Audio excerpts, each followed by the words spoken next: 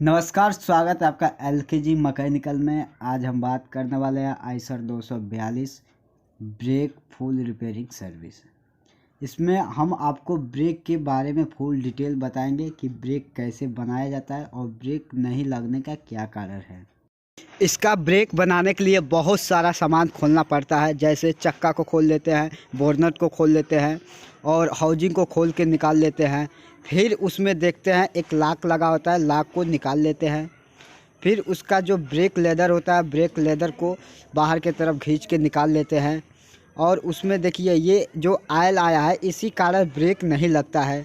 अब लोहे का एक ब्रेक ड्रम होता है, उसे निकाल लेते हैं। फिर उसमें एक ब्रेक लेदर होता है, उसे भी निकाल लेते हैं। एक्सल आइसिल ब्रेक ड्रम को बाहर निकाल लेते हैं। ये ब्रेक ड्रम का आइसिल आपको दिखाई दे रहा है। ये ब्रेक ड्रम का आइसिल देखिए, ये कट चुका है। अब आइसिल को बाहर निकाल लेते हैं। अब न्यू आइसिल को फिट कर लेते हैं। हथौड़ी से हल्के हल्के मार के उसमें फिट कर लेते हैं। अब ब्रेक ड्रम को ट्रैक्टर में फिट कर लेते हैं। फिर उसके बोल्ट को अच्छे से टाइट कर लेते हैं।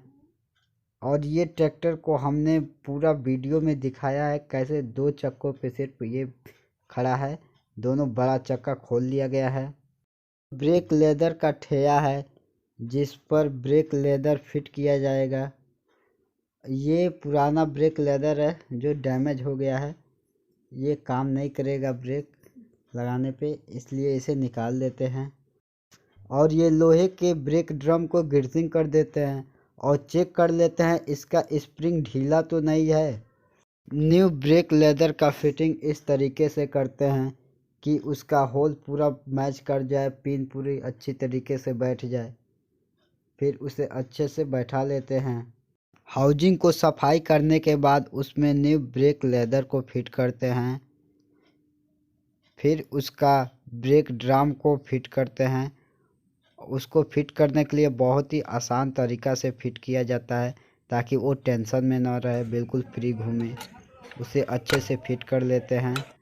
फिर ब्रेक लेदर को फिट कर लेते हैं ऊपर से। अब लॉक को एक्सल में अच्छे से फिट कर लेते हैं। लॉक को एक्सल में फिट करना बहुत ज़रूरी होता है, क्योंकि ब्रेक लेदर बाहर ना निकले।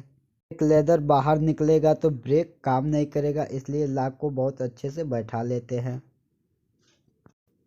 अब हाउजिंग को ट्रैक्टर में फिट कर देते हैं। ट्रैक्टर में फिट करने के बाद उसके बोल्ट को अच्छे से टाइट कर लेते हैं। फिर उसके बोनट को लगा देते हैं। फिर एक्सल में चक्का को लगा के टाइट कर देते हैं। ब्रेक बिल्कुल नई जैसी काम करेगी।